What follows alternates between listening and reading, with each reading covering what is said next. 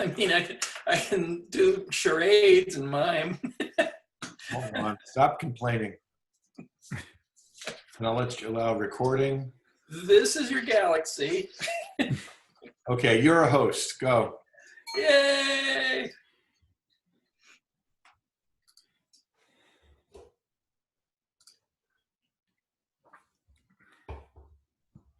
How to copy Hubble. All right, this is going to be real short.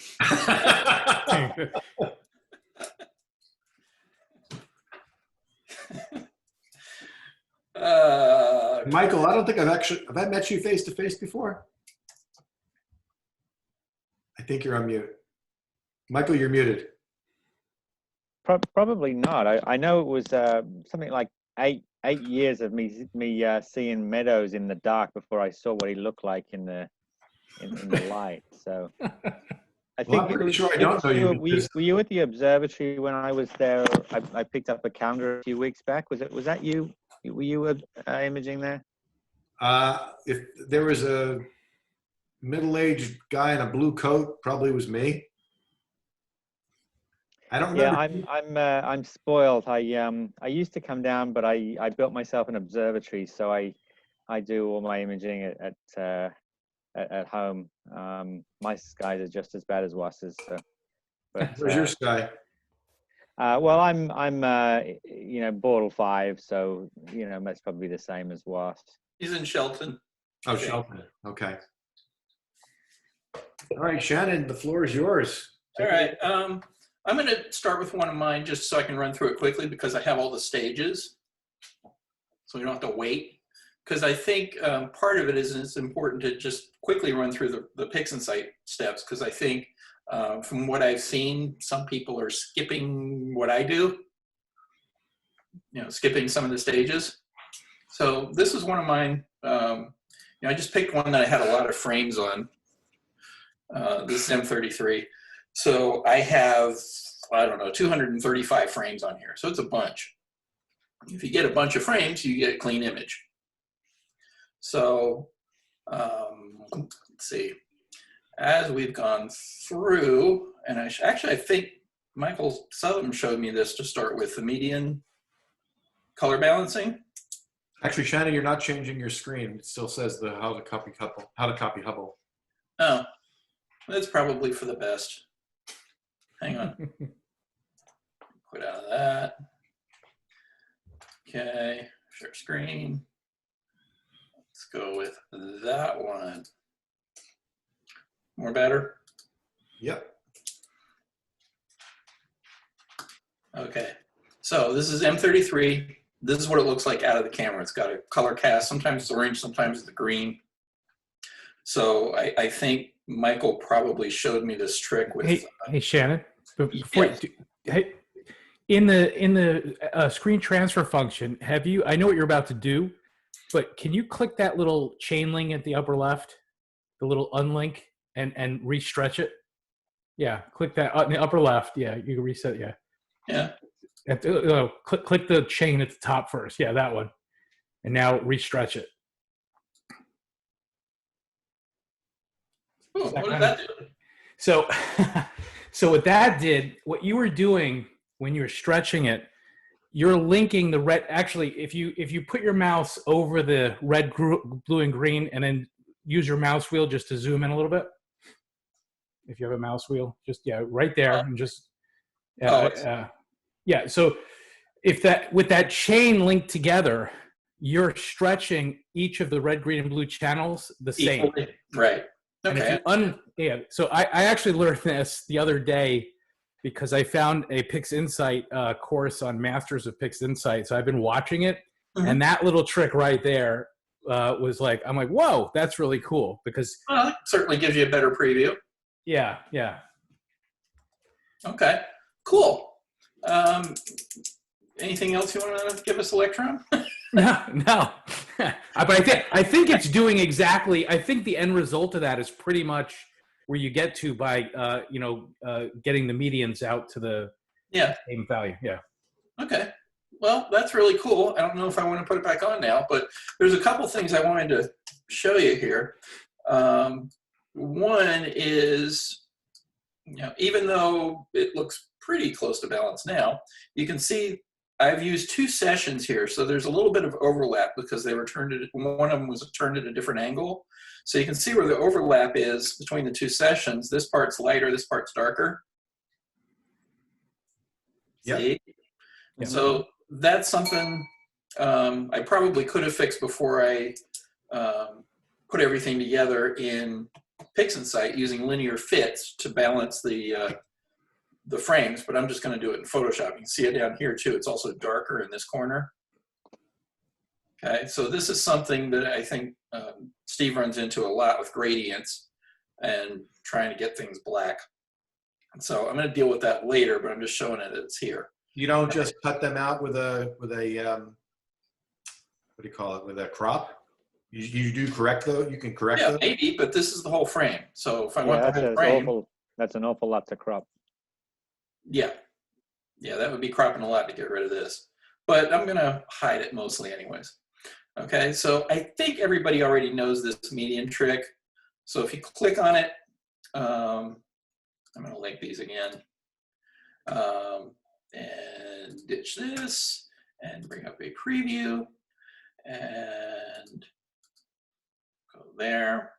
So red, midtones, and if you put in the numbers here, 013, 2541, you get a preview. And I always use the preview because sometimes I'll catch myself doing something wrong, because I know when I'm doing this, this should come up red. And then when I do this one, it should look yellow. Ish. And I do this one, it should look neutral gray. 7624. Okay. And then lately, because I have a bunch of frames, I've been bringing this down to 0.95 just because I don't want stars blown out. So you can see I've still got some brighter stars here, but I'm trying to keep it down. Okay. Shannon, So, what are you doing? What are you doing here? What's the end game of this process? okay, I thought you were the one that showed me this, but what's happening here is if they aren't linked and you do a preview, you can see the color's not quite balanced, even though, actually it's probably better. There could be a color cast. Now, I use a custom white balance for my camera, so it's gonna be pretty close. And you can see here it is. Even without doing anything, the color's pretty close. But if you're shooting early in the night and the sky's still kind of blue, or there's some light pollution or clouds, if there's clouds, they'll tend to be orange. You get these color casts. So I want the background to be neutral. And to do that, if you get info, the statistics, if you bring up statistics on this file and click on median, you can see red, green, blue. They're all 0.01, 0.01, 0.01. So you can see they're close. But if you take each of these and a histogram transform, I skipped over this because I thought we already were on board with this. But what I'm doing is I'm using a histogram transform. This is a preview.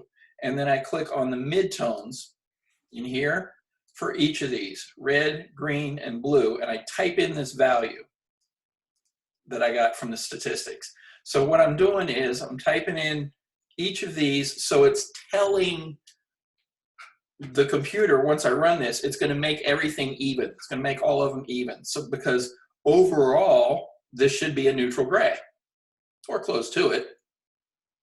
So when I do all this and type them in here, I'm telling it, force this background to a neutral gray. Because if there was a really high value here or a low value, if these are way off, say this was 0.09 or something, it's going to have a strong color balance. So whatever these numbers are, when you type them in there and then do the overall, again, I always use 0.95 or usually use 95 to get it dark, and then run it.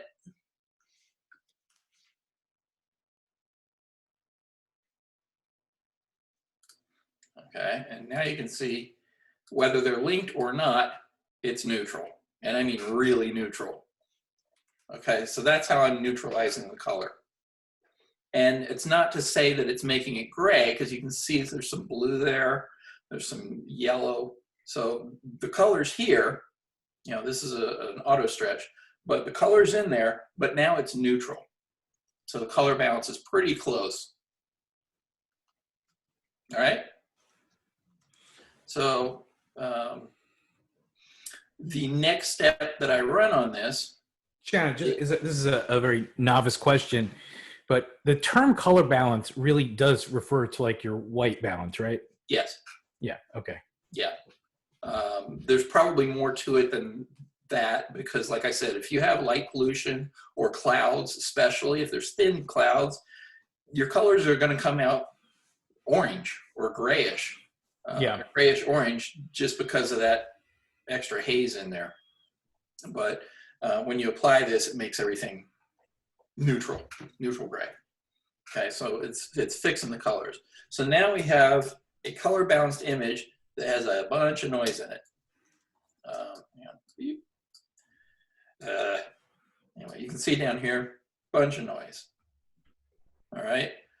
Has the image been stretched already, or are you? It's auto stretched. This is just a preview. Okay, so you actually haven't done a histogram transform stretch? No. All I'm doing with the histogram transformation is color balance. Right. Okay. So it does lighten it a little bit. So if I, take this off, you can see the stars here, whereas before you couldn't. And that's because I've stretched it 0.95. So it is a tiny bit stretched. Right. I got it. Okay. But for the most part, this is still a linear image.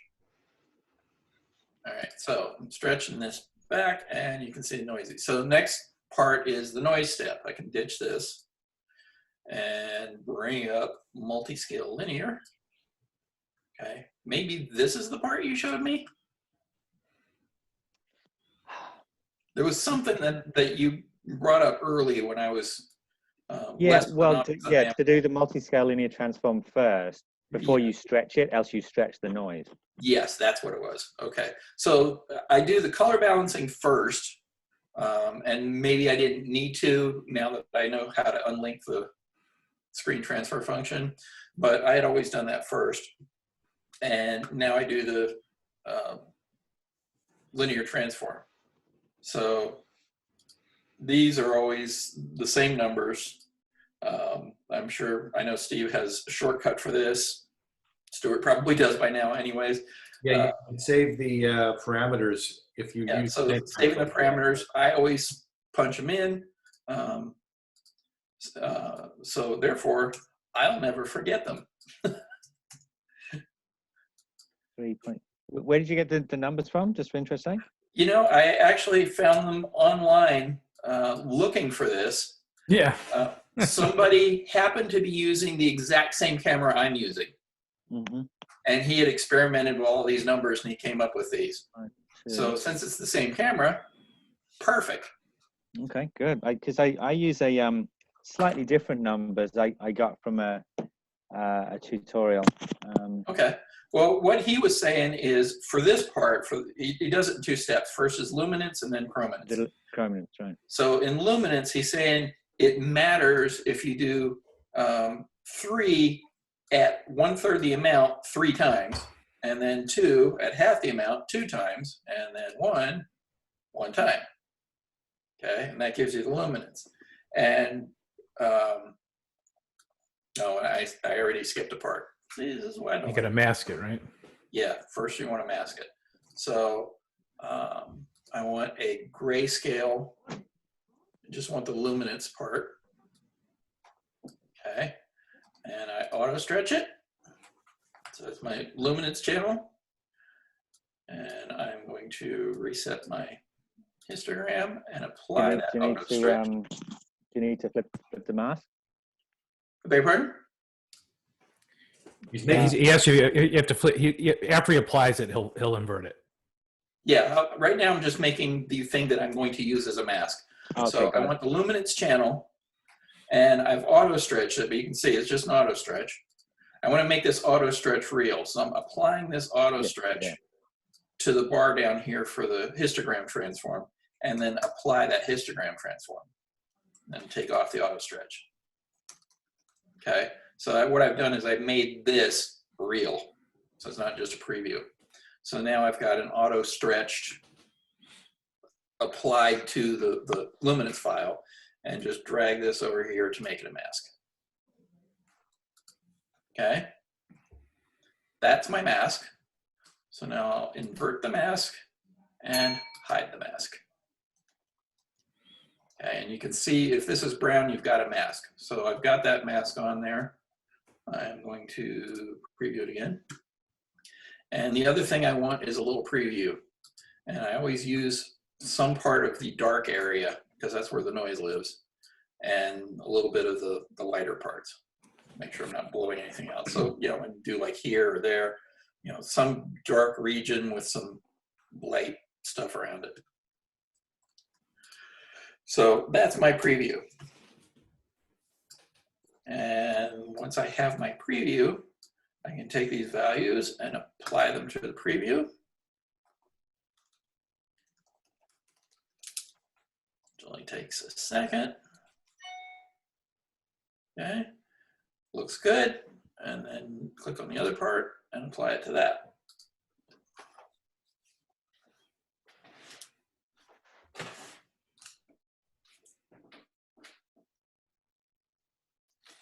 And you're masking away so that the lights don't, you're not taking, by doing this technique, you're not dropping down signal, you're just taking out the noisy, the point of masking this, I'm gonna show it again, is I'm protecting the light areas. The noise lives in the dark areas.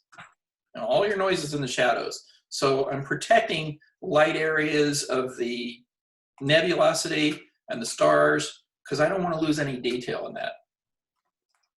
Okay, so by covering, you see everything that's in red is protected, so it's not being affected by this transformation. So you only want to affect the dark areas because that's where your noise lives. Okay? Yep. So I've done this now for luminance, and then you reset to 7 layers. You know, first one noise reduction, second one noise reduction, third one noise reduction, fourth one bring this down to 2, and fifth one bring this down to 1. Change it to chrominance, and there's my settings. Okay, so I apply that one to the preview.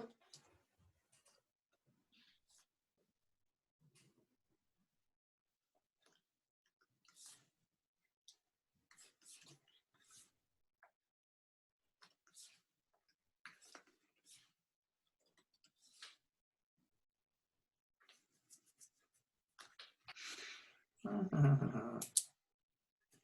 right, so now you can see it's neutral. There's not a lot of color noise in there. Versus that, you can see there's color speckles in here. well, there's still color speckles, but just less of them. Well, there are here because I undid the preview. No. Even when you had the preview in the mode, if you go back and cycle back to it, turn it back on, there are still some. Yeah, but it's reduced. Better. Yeah, it's better. Better. All right. So then you hate that. So then you apply it to this one, which I've already done. So we can get rid of this. Rid of that. So that's my denoised one. Okay, so this is after I've applied the chrominance noise, this one. So we don't have to wait for it. Still linear, that was just a preview. Still a linear file. But that's what it looks like. So pretty good. At this point, since I'm using flats, and I have to emphasize this to the second person in my window here wearing the burgundy shirt, since I'm using flats, don't mess with dynamic background or any kind of background extraction. You had flats, it's flat. The background's the way it's supposed to be. Don't mess with it. Okay? So at this point, you can go straight to a masked stretch right there. Okay? So this is real simple. Default values, just click on it and add it to there. Okay. Which takes a little bit on my computer, so I've already done it.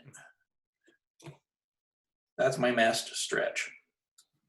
Now this is a stretched, fully stretched image that's linear. So all I did is after that linear transform where I got rid of the noise, I applied a masked stretch with default values. That's it. I've seen some tutorials where they say to do a histogram stretch at this point instead of mask stretch. Do you know the difference and why you do the other? Not really. It's stretch to your taste. You know, whatever you're doing, whatever stretching you want to do, this is the time to do it. Okay. I always think of it like. Sorry, what does the mask stretch do? What is it do you know what it's physically doing? Protecting the nebulosity in the stars. Similar. So, but you need to do that. Did you turn off the mask you had? That's another step that I always screw up. You've got to turn off the mask before you do this step. There is no mask. I deleted that. No, I know you deleted it before, but if you're not doing like one step at a time, and you're in a workflow, after you've done your chrominance and your luminance correction, delete the mask, delete the preview, and then turn all that off. Yeah, just get rid of it. You don't need it anymore. So this is just a straight up linear file, and then mask stretch at default values. Now, for some reason, I have seen people change numbers here. The one that I saw used 75 iterations instead of 100. I'm just showing you my workflow. I just run default values. Okay, I don't worry about background reference. There's no reason to because I already color balanced it. I don't worry about upper limit, lower limit, any of that. I just default mask stretch done. You know, I'm just right at this point. It's color balanced. The noise is done. I just want it in Photoshop. Okay, so that's all I'm doing. So this is the mask stretch. This is the file that I save that I'm going to work on in Photoshop. Okay.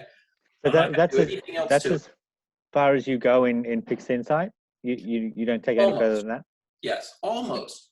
I used to run curves. I used to do other things, but for the most part, this is it. The only other step I will take is, depending on whether I think it's useful, is I will go down here to, they moved it, StarNet, and run StarNet with default values. And you create the star mask in that process too, right? You save both halves. Again, all default values. And when you run star mask, you're going to get, or StarNet, you're going to get this. Okay, so StarNet takes out, or tries to take out, everything but the nebulosity. So it's getting rid of the stars. So you can see this is a really good place that I can stretch this out and not worry about making my stars fat. Okay. Don't you need to save the star mask? We see where it says create star mask there. Do you you don't need that when you go to put it back together? No, because I'm going to put it together in Photoshop. But what do you use for the stars then? I'll show you. Okay. Okay. But first, let me show you one other step that I do on StarNet, and I didn't save this because I wanted to show you. Clone stamp.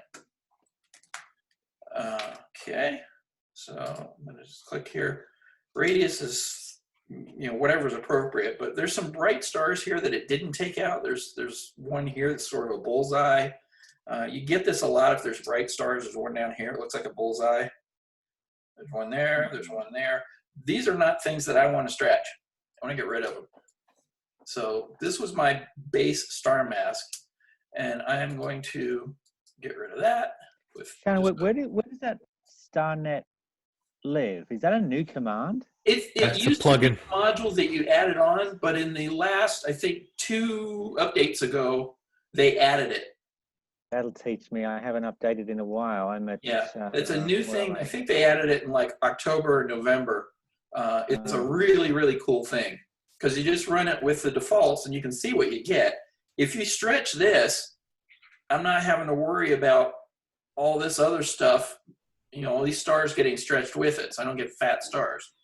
just wait a second. You do this before you do the final mask stretch or after? After. So why do you keep saying stretch it again? Because it's already stretched at that point, isn't it? When did I say stretch it again? No. You said, I don't want to stretch those errors, for example. You just said, I don't want to stretch the donuts or the target. Yeah. What I mean is we're going to brighten this up. But if I just take this image as it is and brighten it up, I'm going to be brightening the stars with it. And I don't want to do that. Okay. So I can brighten this up to my heart's content. It's not going to affect the stars. Okay. If I have an image of the nebulosity and all the colors and everything without any stars in it, I can put a Warhammer on that and it's not going to affect my stars. Got it. Okay. The only trick is I have to get rid of the stars to do that. So with clone stamp, you hold down your command key to set a place to clone from, and then you can erase this stuff. So there's some stars here. I'm not sure if that's one or not. This is one. Get rid of that. There's one down here I don't want. Get rid of that. Now these bigger ones, I'm going to use 100. You can see it made my area bigger. So I can get rid of that thing and that one. So all these little bullseye stars that would have been stretched and made little ugly marks on my image, I can get rid of them before I use this file.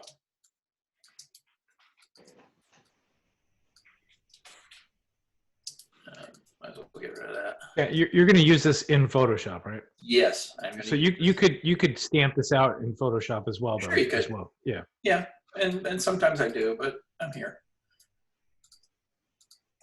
All right. So, and I probably should.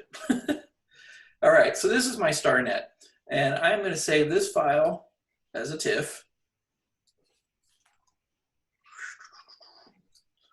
So that's my StarNet file, TIFF, 16-bit, and LZW compression. Do you find that StarNet command always works that well? No. At getting, no? No, like I said, if I think it's going to be useful, I'll use it. Sometimes I'll just try it to see, but a lot of times you'll get a mess. Sometimes it works well, sometimes it doesn't. If you have something that's got a lot of nebulosity to it, you know, if it's a nice planetary or a galaxy that's got some detail in that nebulosity, then it'll work great. If it's something like a globular cluster, there's no point. It worked really well for my helix, but it did not work so well for some of my galaxies.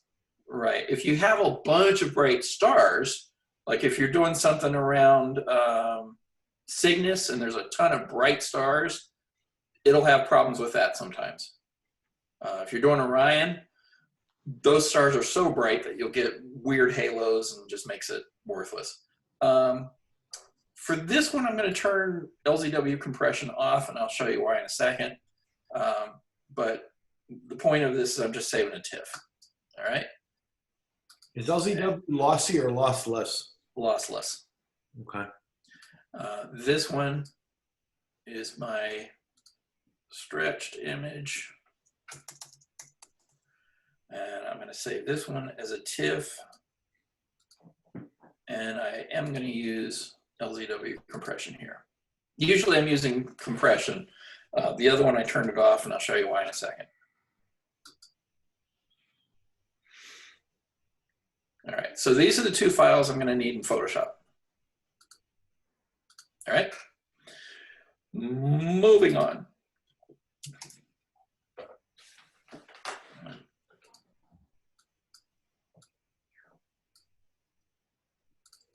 My files, open them up.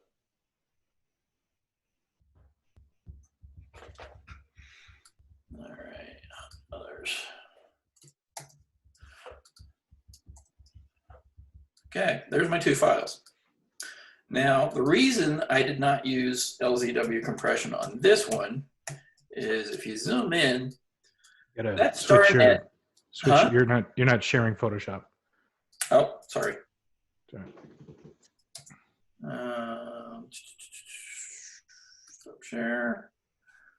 Screen.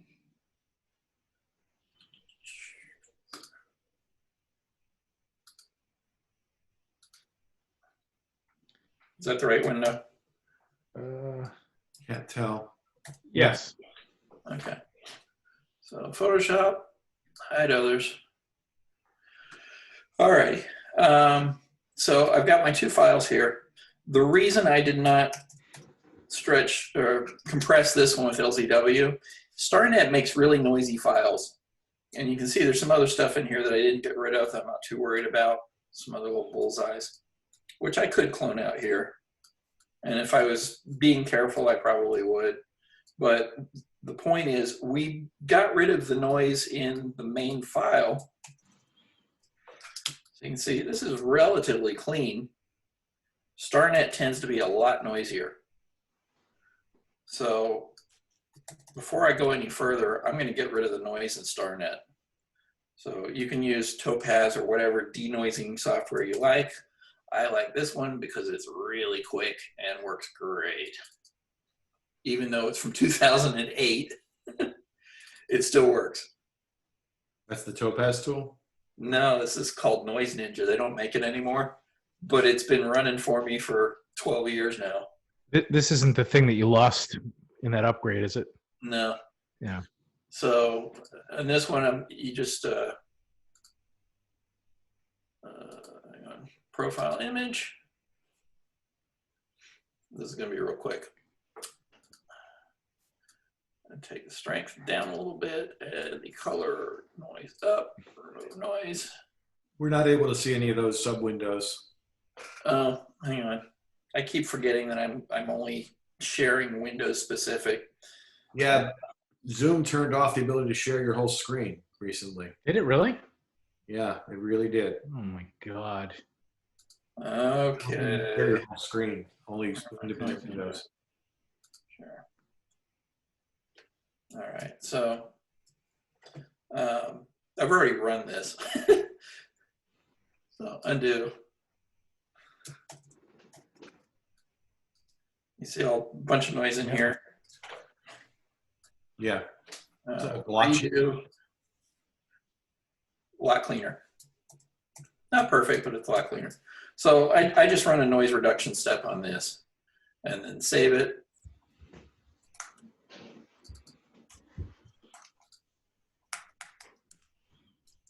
And I'm going to quit out of here. And now, because I remember it, I'm going to share Photoshop.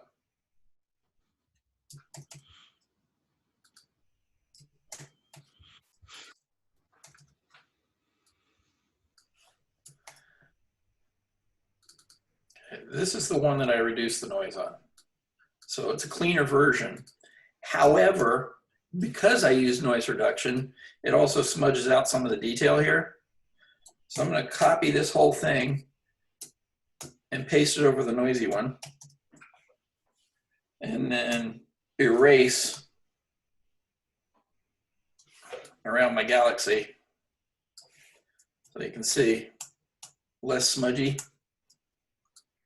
Hopefully, a little, whoop, not that.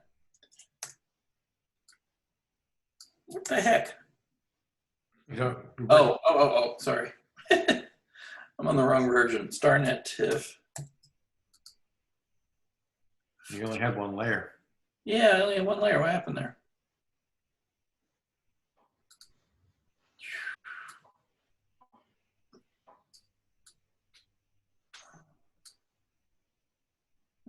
You guys, your window's on top of my stuff. The All right. window? Well, This window? no, the Zoom window. All right, so I'm going to paste it on top again. This window? The Zoom window is on top of my menu, so I couldn't see my history. All right, so I'm just going to turn this on and off, and you can see it's a little bit more detail here than there is there. Zoom in a little more. See? It's not broadcasting much difference to us. No, it's subtle, but it's there. So this is an optional step anyways, but I'm just erasing around my nebulosity. Ooh, shouldn't do that. I have a hard eraser. soft eraser. So I ran StarNet, I got a clean version, and then I ran noise reduction on it, and I just want to erase the noise reduction part. You can see I put a hole in my noise reduced part so that I get less noise in the background, but I keep the detail here. All right? So I don't want to lose any detail. So I can flatten this. All right, so get rid of that old one. So now, there's my stretched image. This is my noise reduced one. I'm going to take my noise reduced one and throw some curves on that bad boy and brighten it up.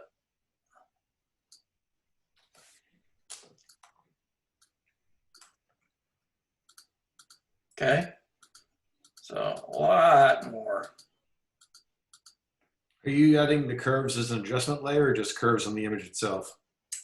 Just on the image itself. Okay, because I'm only doing it one time. It's either going to be right or wrong. But if it's, I'm not going to be adjusting anything later. Okay, so that's my image. So you can see I brought out a lot more detail. Now I also lightened up this. This is where I'm going to use History Brush. I want to go back one step in my History palette. Can you see my menus here? No, we cannot. You cannot. You need to change the way you're showing. Yeah. Hang on. Share screen.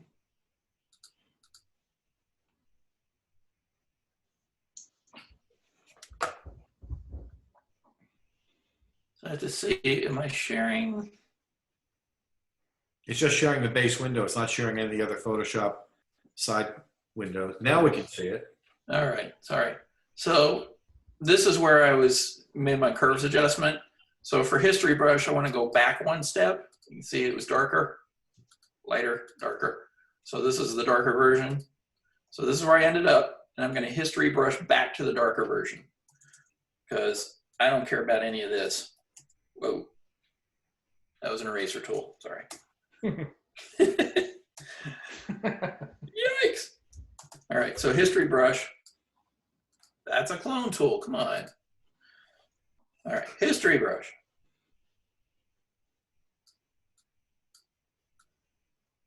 I'm just darkening back a step. You're darkening the areas in the background. Yeah, okay.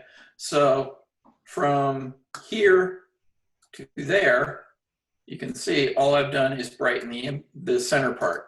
Okay, I did the whole thing, but then I undid with the History Brush, I undid around the edges. Okay. So now I have a brighter nebulosity area. So I can copy that whole thing, dump it on top of this, and change that layer to lighten only. See? Oh, so I've been using the star, what's it called in PixInsight, Pixel Map, and I add back the stars with the StarNet version of the stars. Yeah. It does maintain the colors. Well, it's probably a more sophisticated way to do it, but this works fine. Yeah, I see that. It looks like it's actually something. Now, the one thing, and I'm going to point this out, the one thing you'll have to do, because I'm not using Pixel Math, is see these halos around the stars? Yeah.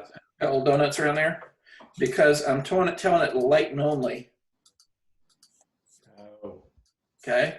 So it's leaving donuts there. I don't want those donuts. All right, so to get rid of those donuts, I'm going to use curves and brighten my background.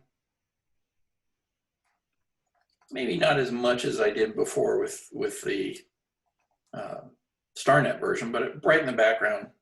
Okay. And I'm going to set that as my target for History Brush. Okay. So when I use the History Brush now, it's going to go back to this brighter version.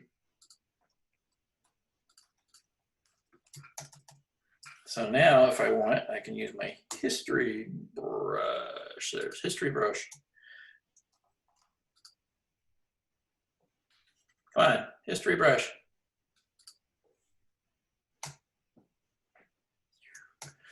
All right, so I have a brighter version back here. It's not working as well as I wanted. Oh, I see. You're just brushing back you're brushing. Yeah, I'm just brushing right back a brighter layer. I'm probably doing the opposite of what I meant to do. So I'm not going to worry about this right now. The principles, you understand the principle. I'm just using the StarNet version to brighten this up. Okay, it's not going to matter much for what we're doing here. So I'm going to flatten this. Okay, so now I have a version that I added a StarNet on top of, so it brightened up my galaxy. You know what? Maybe I won't flatten it. I do this all sort of winging it and see if I like it or not. See how there's more contrast in here? You see more of the spiral? And after you brighten it up, you kind of lose the structure a little bit. But you're getting some folds in the clouds, it looks like, that are more visible. It's sort of like taste at this point, isn't it? Yeah, it's taste. But what I liked back here is there's a little more of the structure, a little more spiral. Okay, so what I think I'm going to do is give this a little bit of contrast. Let me see if it works this way first. Yeah, that's pretty good. Okay. Again, setting this as my target for the history brush. So I'm going to history brush the contrast onto there.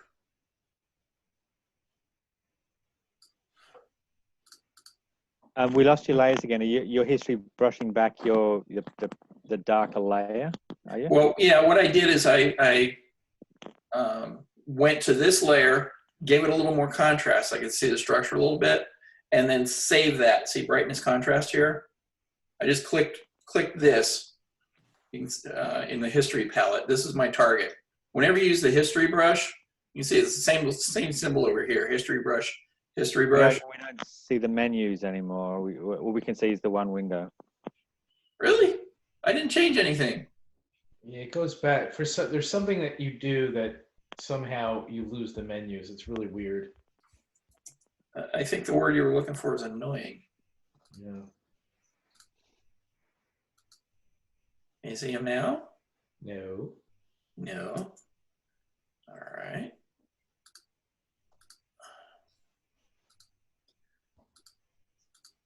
How about now? No. We just see your just the image itself, just the Really? storm. Yeah. Very strange. Same thing. Same thing? Let's see what my options are here.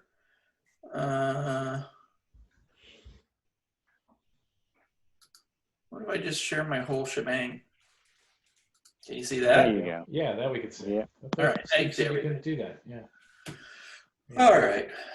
Sorry. I'm just gonna go back here. So what I've done is I just went back to the point where I pasted the StarNet version on top. Haven't done anything yet. Just StarNet on top of that. Okay. And there was a little bit more structure here than there is in that one. I mean, I'm sorry, there's a little more, you can see some of the spiral a little bit better in here. Yep. Than you can in that. So what I did is, and again, I'm just winging this. I don't think I did this on the real version, but I just boosted the contrast a little bit. Okay, so, well, oh, you know what? I upgraded my computer and changed Photoshop versions, and now you can do more than one undo. I'm not used to that. So here's contrast, no contrast. Contrast, no contrast.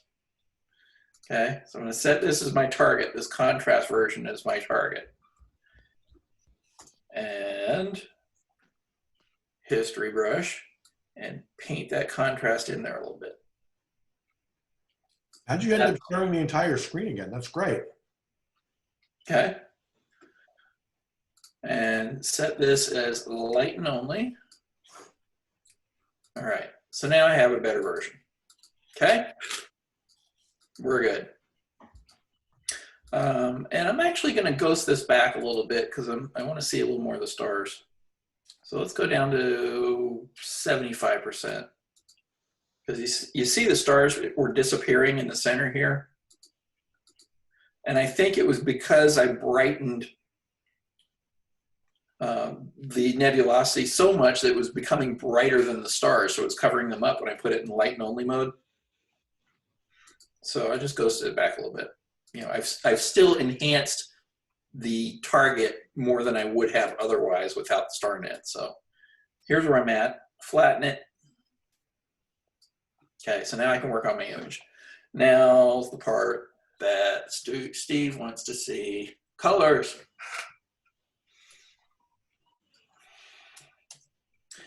All right, I use this a lot, hue, saturation, brightness. What I've done is go to each channel and set saturation to 50% and lightness to about half of that. Okay, it doesn't really matter what number you use. You can use 60%, 30, whatever. I use 50, 25, but do it for each channel, and whatever numbers you're using, make them all the same. Yeah, 25. Anyways, I actually have a preset that I saved, Astrosaturate. Okay, so if you go to each one of these, let's see, I use 30 here, 50 and 30. So if you look at each channel, I've got the same numbers in there.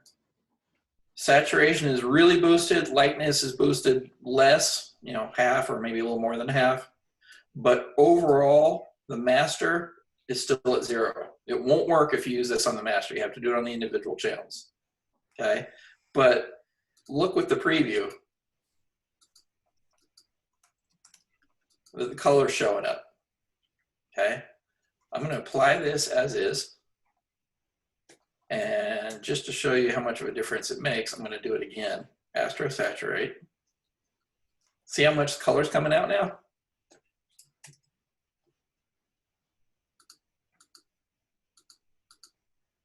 This is the trick I haven't looking. So remember I was telling you I was pushing the reds in a couple of images recently? Yeah. I was doing this same step, but only in the reds. I wasn't doing it across the board. Yeah, do it across the board so you don't screw up your color balance. You want to do it to everything. Okay, so you can see this is looking really good now, but I probably overdid it on some of these outside areas. You know, these colors are starting to look light brightish. So I'll just go back a step with my history brush and undo the surrounding area. I forgot all about that. That history brush is very powerful. Yes, it is. I use it a lot. So I took a Photoshop course once, I remember, and I haven't used it since then. You're reminding me about it. It's like very, very useful. Okay, so now I've got a really nice color and detail on this.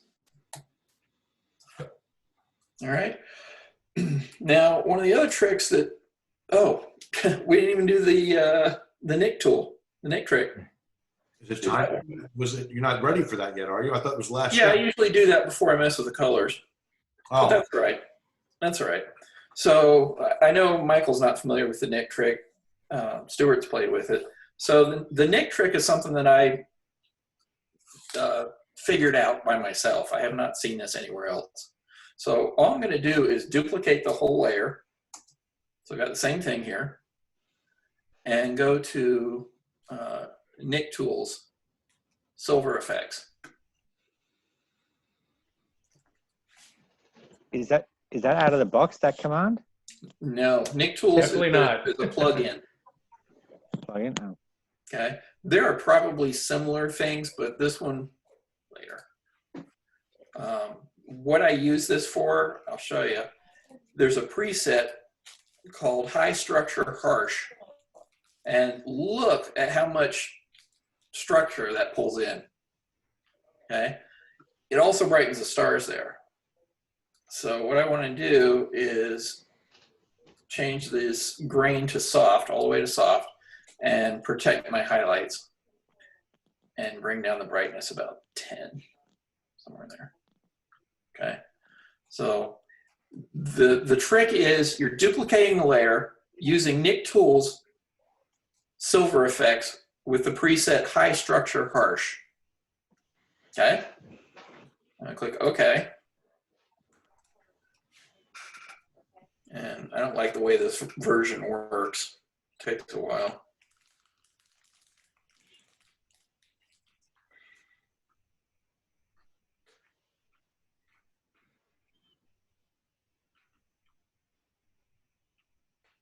All right, so this is a black and white filter, so it's going to make a black and white layer. I don't need that. So this is the Nick Tools layer that I just ran. This is my background. I'm going to change this to luminosity only and fade it back to about 35 or 40%. Okay, now look at the difference Nick Tools makes. Isn't that awesome? Yeah, it's pretty cool. Great structure. Okay, it makes the stars a little bit brighter, but it tends to make them a little sharper too. Okay, so in fact, I might even fade this back a little more, maybe 30%. There, that's enough. That's plenty. All right, so I'm going to flatten that. Don't need it anymore. All right, that's looking pretty good. You don't want to use Nick Tools full strength. I had it in luminosity anywhere from 30 to 40%. You don't want to go more than that because it adds a ton of noise to the background and it'll make your stars fat and contrasty if you use it heavier than that. Here's another one that I use a lot, shadow highlight. Okay. By default, that comes in with the shadows really high. I'm going to put it down low. Okay. So right now, this is shadow highlights with no adjustments. If I bring the highlight up a little bit more, a little bit more. All right. Watch what happens in the center here.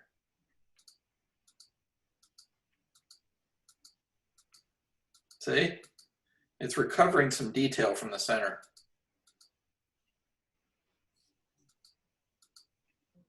Okay. It's also making my background lighter, which I don't want. The only thing I'm trying to do here is recover detail in the center. So if I apply this, I'm going to put my history brush on that step, then undo it and paint that step on there. Okay. History brush can paint backwards in? Yeah, you can go, it'll go to whatever step you tell it to. So it can be forward or backward. Okay. Like, that's so, like Einstein's theory, isn't it? It's kind of all relative. Yeah. So you can see this is the flattened version, and this is with history brush applied to it. So using that shadow highlight, by recovering the highlights, it pulled in a little bit more detail there and brightened it up a little bit in the center. See? Yeah. Okay. Another way you can help the background, and you'll notice nothing that I've done here, hardly anything I've done here, has affected the stars. They're still not, I'm not making the stars fatter because I'm not stretching the midtones or adjusting the stars that would bloat them in any way. So the adjustments I'm making, because I'm doing it with the star net first, there were no stars, and then I'm doing it with color, so it's not affecting the luminosity. And then the silver effects layer is luminosity, but I'm using it very gently, like 30%, because I'm really trying to avoid stretching these stars out. Okay, so another thing that you can do, if you use levels, this is the highlight end. As soon as you use the highlight end, stars are going to get really stretched. But you can use the shadow end to darken the background a little bit and bring the midtones up.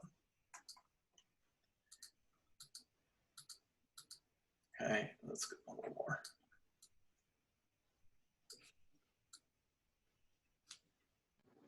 There. So effectively, I'm just adding contrast with this, but without adding a whole lot of brightness to the stars. Mm. So you can see the galaxy's popping a little better. Okay. I don't think I actually need this step. Sometimes I use it, sometimes I don't. I'm gonna not use it here. So this is looking pretty good. Let me go back and see what happens if I add that Astro Saturate again. So another round of saturation on the color.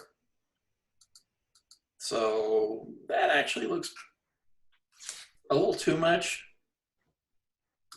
See, could you not use couldn't you use that as an adjustment layer? Yeah, you could. And then you could just change it around as needed, right? Yeah, you could. But I tend to use it in different steps.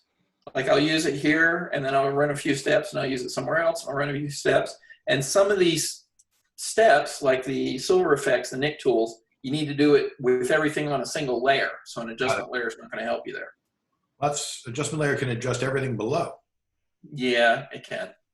So it's just my workflow. You're right. You could do it that way. But it doesn't get the multiplicative effect unless you add that adjustment layer repeatedly, one after another. Right. Okay. So this one, if I add it on there, that's a little too much. I could leave that and just fade it. My fade. Oh, it's not going to let me.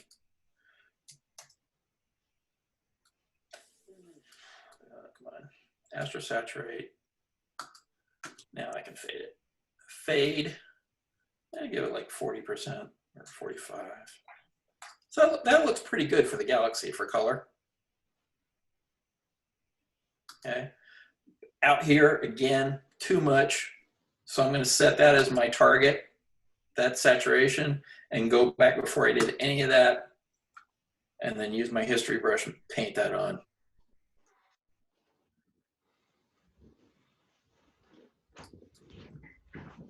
Okay, so by doing it this way, I'm avoiding these outside stars so I don't make them radioactive.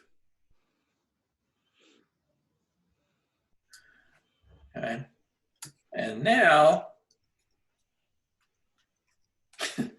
some of the people comment, wow, you really got the hydrogen alpha. Not really. What I do is, oh, come on, bring up hue saturation, saturate the heck out of it. Let's say somewhere in there. Set that as my target and use a small brush to just hit some of these hydrogen alpha areas.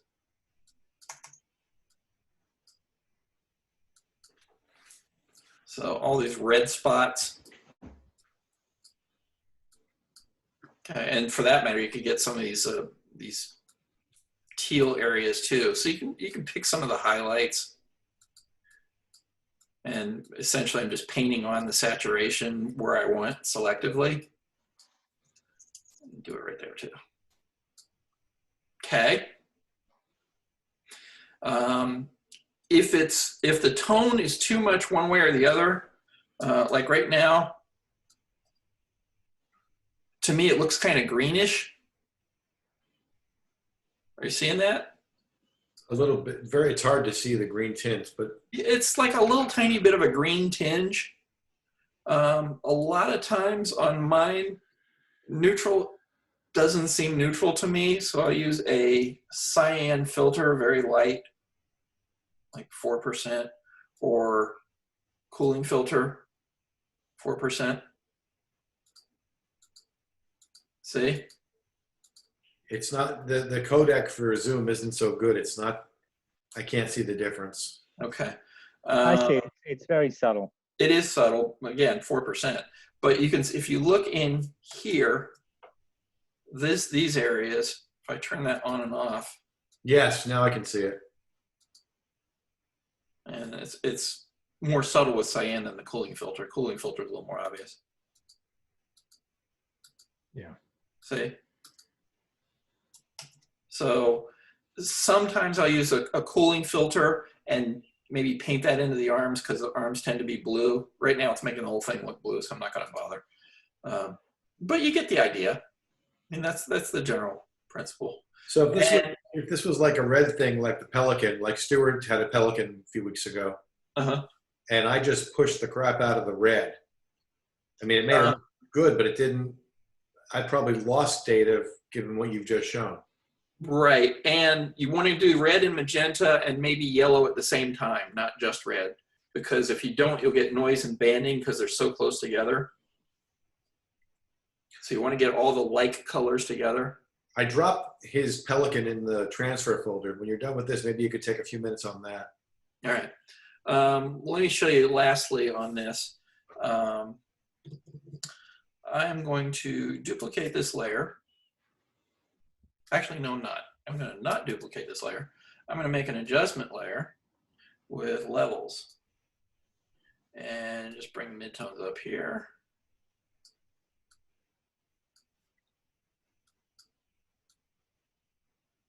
And what I'm doing this for is to emphasize this area. See that lighter area and down here?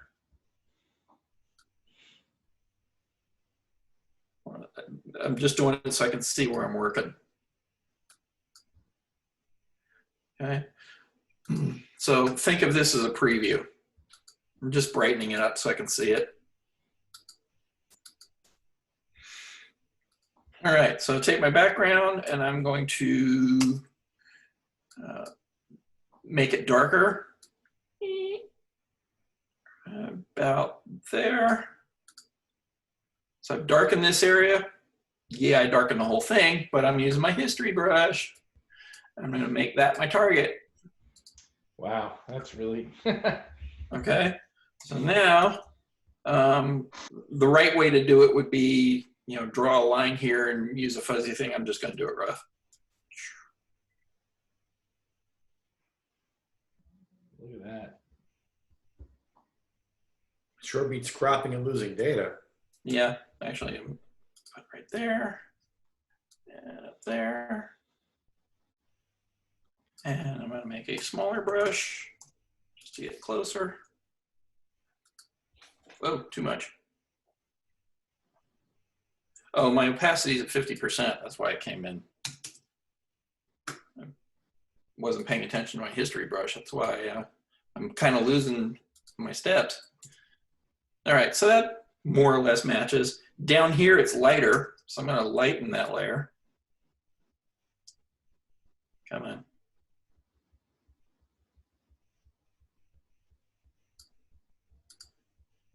And I will history brush that. This time, full strength, so I know what, so I can see what I'm doing.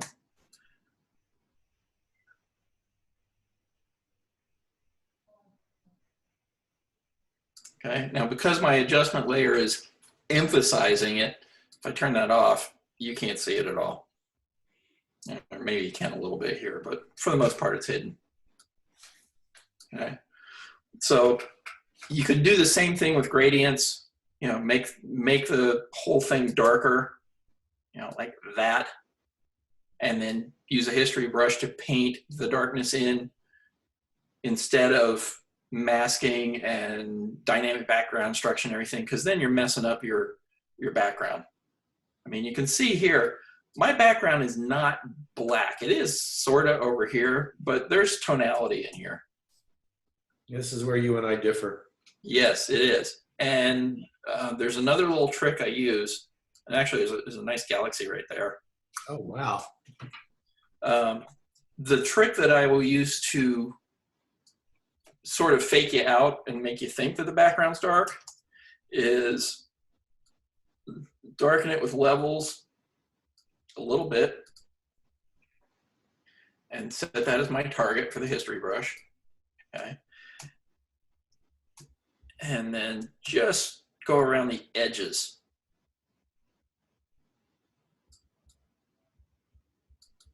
Okay. So when you view that on any background that's black, like our newsletter or anything on screen, against any kind of black matter or anything, that background edge is black. And the rest of it is sort of subtle gradation, so you don't lose anything with your stars. It's not making it really contrasty. And for that matter, you could also brighten up the center.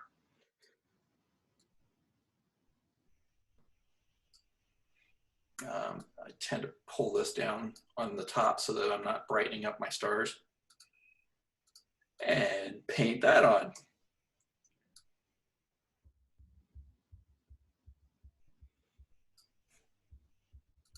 History brush is a fun thing. See? So that's starting to look pretty close to what I had in my final.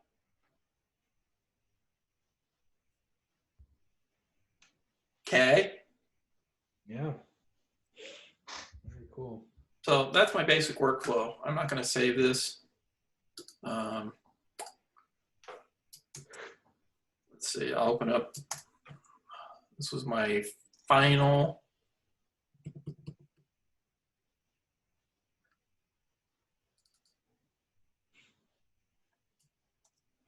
Oh, wrong button. Yeah, that was my final version after I monkeyed with the color and contrast and everything. But you saw 90% of it. All right, so which one did you want me to do? See if you can grab Stuart's Pelican.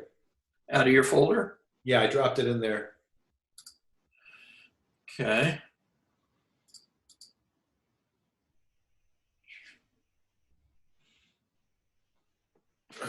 Where is it?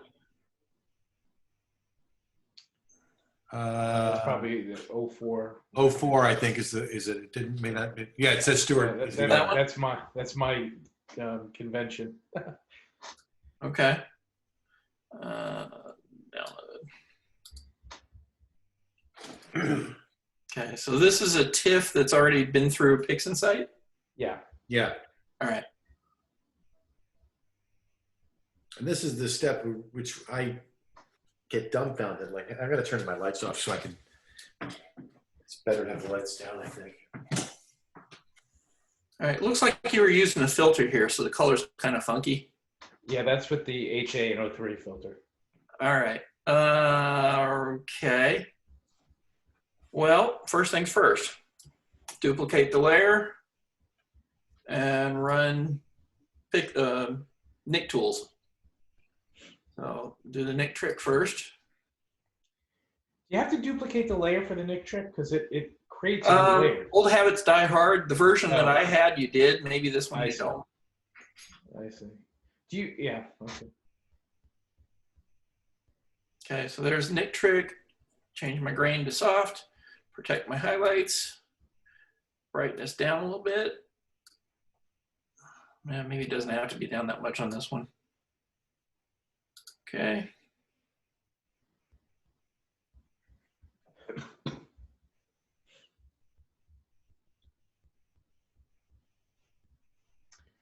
This was I needed that filter. This was on that full moon night, the day after Thanksgiving. Right. I think I was there and said, "Why are you going for the Pelican?" I got a good data. Nick returned a black mask over that image. Oh, there it's done. Now it's done. It was still working. This dialog box down in the corner there. All right, so there's the Nick trick. We'll put it on luminance. Where's my luminance? Luminance. And let's see what 35% looks like. All right, so I brightened it up. Right? Yeah, for sure. Also made the stars kind of fat, so I'm just going to erase that part of the layer. So just on the few stars. I don't need that. All right. So that helped on there. Flatten that. Now I gotta deal with the color. How are we gonna do this? See, what I did at this point was just pushing on the reds and the oranges. Yeah, I'm not sure I'm ready for that yet. I think first I'm gonna see if I can color balance it a little bit. So let's try this mid-tone gray point. Just see what it does.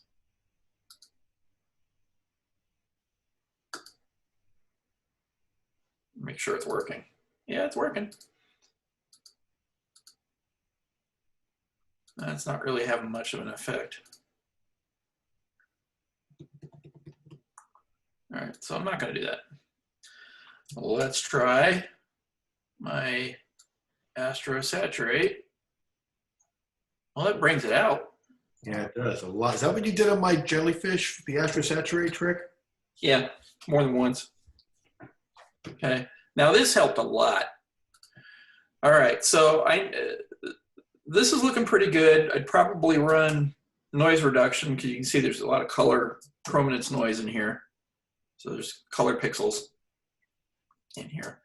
But I think, Steve, that's you did a define too on this as well. Yeah, I did. I ran Nick Define. That's right. okay, Yeah. I'm going to do that Helped a a lot. little bit later. First, let's see if I can pull it. It looks like there's some nebula. There's some. Yeah, that stuff on the left over there. Yeah, that left stuff defied me. It was just making me nuts. I couldn't bring it back. Right. Let me try shadow highlight.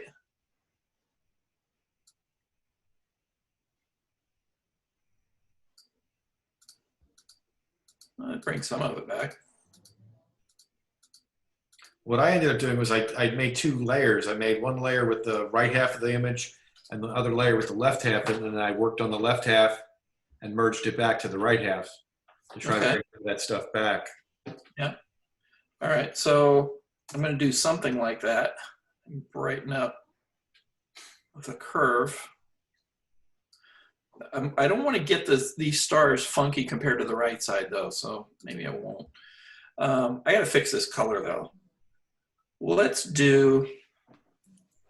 figure, okay, so the stars are probably neutral. If I remember this star, let me just open up mine for reference.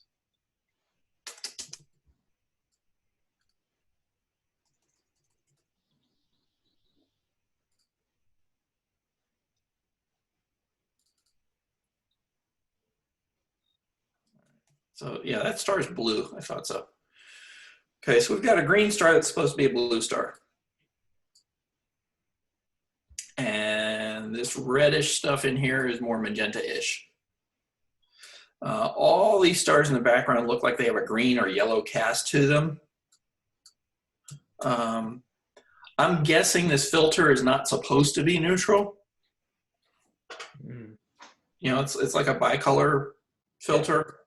So there may be limits on how close we can get, but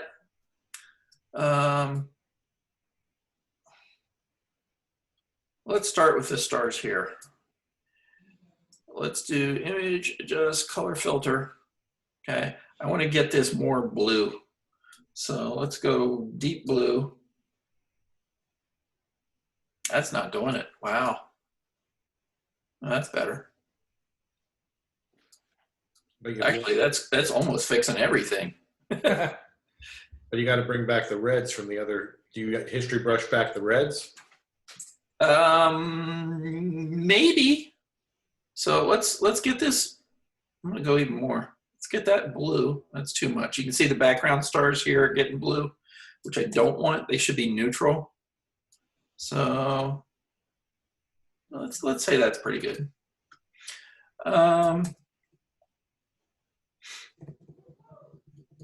That looks pretty nice. As far as the color, it's looking better. What happens if I history brush back, but make the history brush luminosity? Okay, luminance didn't change. That's not doing anything. All right. Well, let's go to red. Let's use my Astrosaturate. Okay. So it's another dose of the saturation. But in this case, let's try shifting the reds. Other way.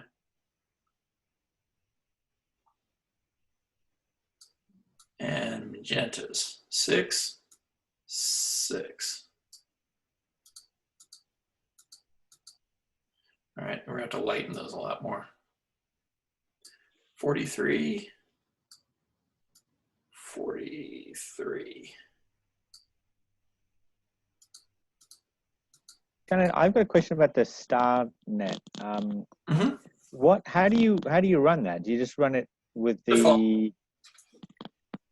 It's right out of Michael. It's right out in PixInsight. There's a new menu.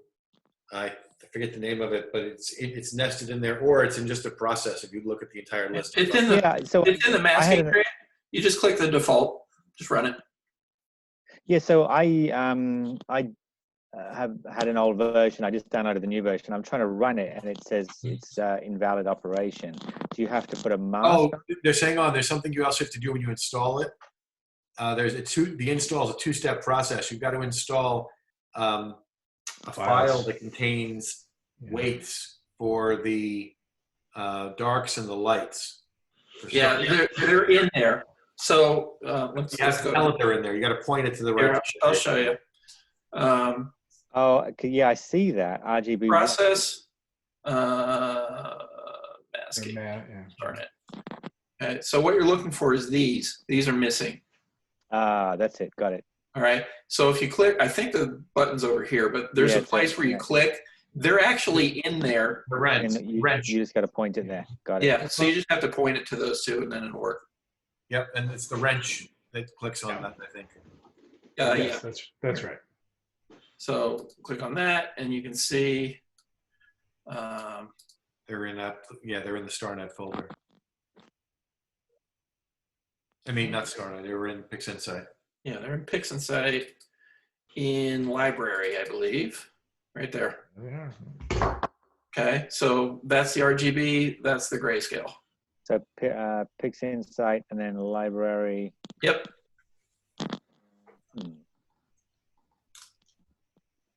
Sorry, can I see that location again? Where is it? Library. Just PixInsight library. PixInsight library. Okay. All right. Thank you. Okay. You're on a Mac, right? Yeah, I'm on a Mac. No, yeah, Michael. I'm not. I'm on a. That may be why. It might put it in a different directory, but that's what you're looking for. Someone else got it. All right, so PixInsight.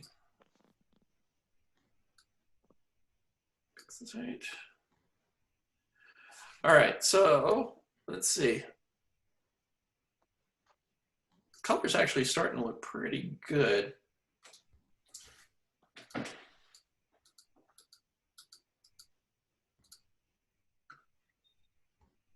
Image, adjust, photo filter.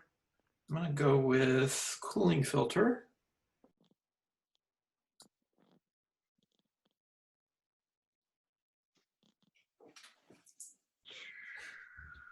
A little bit there. Desaturate, because my stars are really hot. So I'm just going to desaturate those two with a good old history brush. Oh, it's on luminosity, normal. There we go.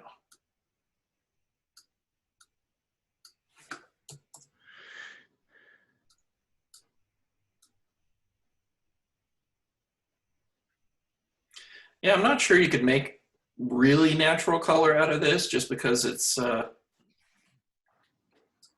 filter. Because it's a filter that's not designed for that. However, that's not to say it's impossible if you were so determined, because what you could do is take that area there, copy it,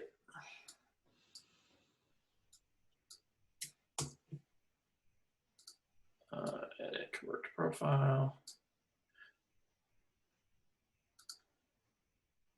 paste. Okay, there's Pelican. And I'm going to make that, let's make it transparent, edit, transform, scale.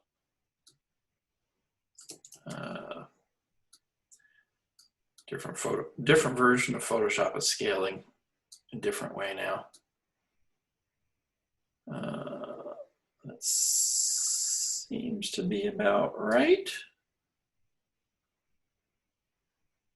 I'm going to match up that star, edit, transform, rotate.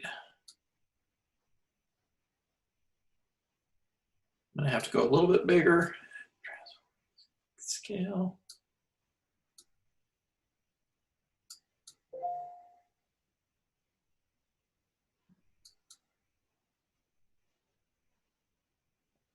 All right, right now I'm trying to match up things that are towards the edges. So like that star right there, and then these stars up here. So edit, transform, rotate.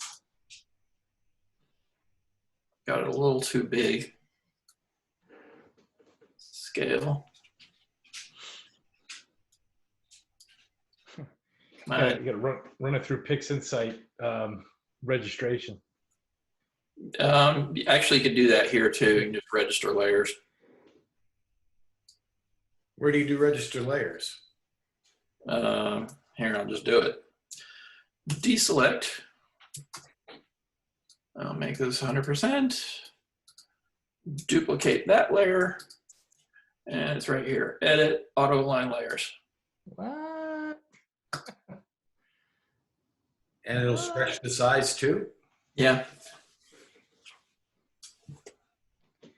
Kind of cheating though. Jeez. But Well, if you change, you'll know you're cheating. See? It's not perfect. no, it's not. That's why I like to do it manually. But a lot of times it is. Well, you can see it tried. It got close. It got close. Yeah. Okay, so I'm going to take, let's see.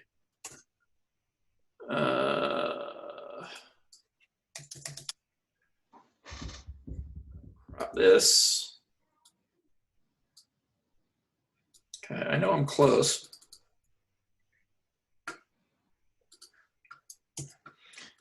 Edit, transform, distort.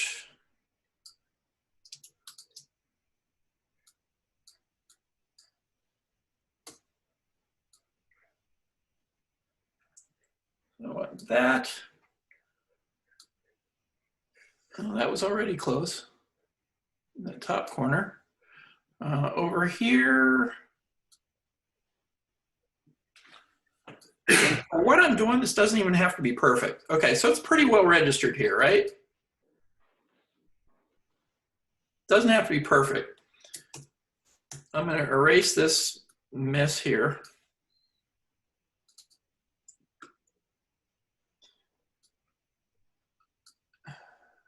All right, and then I'm going to change this to 100%.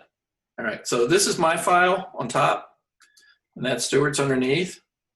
So just change this to color only. Slick. Very slick. See? And again, it doesn't have to be perfect. It doesn't have to be registered perfectly because it's an area of color. So the stars don't have to line up exactly. And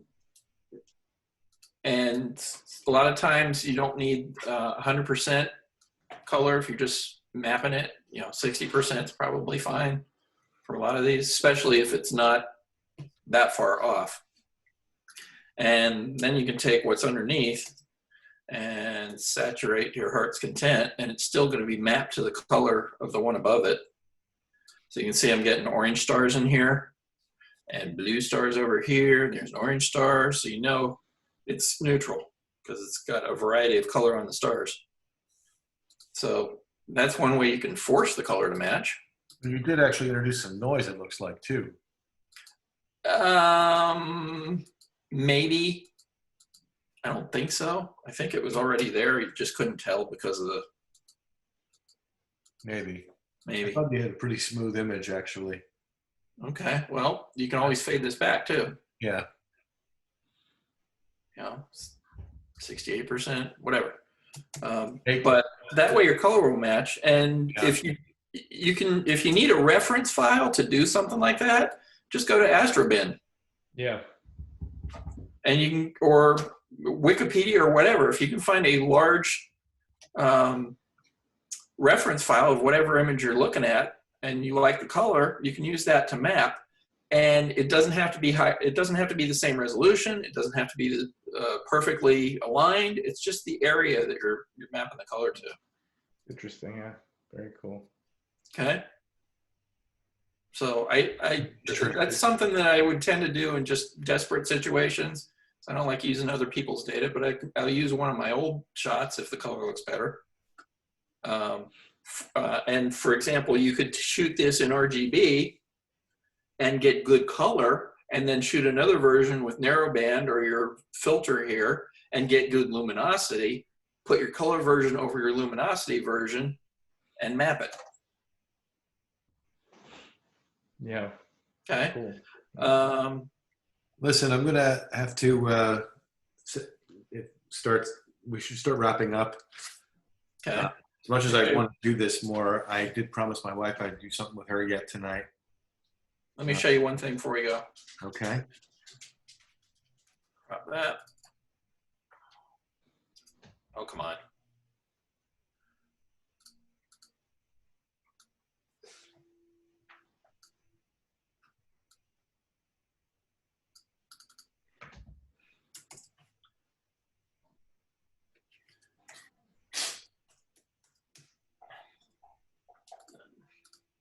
Oh, I didn't say, remember I said I didn't use LZW compression before? Yeah. The reason is because this noise reduction software will not run it with a compressed TIFF. Ah, okay. That's why.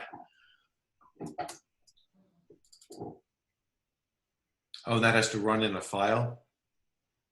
Yeah. Not as So it's not there's a filter version too, but the one I'm using is standalone. So so I'm going to profile this image, pick a few flat areas like there, and maybe here, and over here. That's a good one. Just random flat areas. Okay, so 2, 4, remove noise.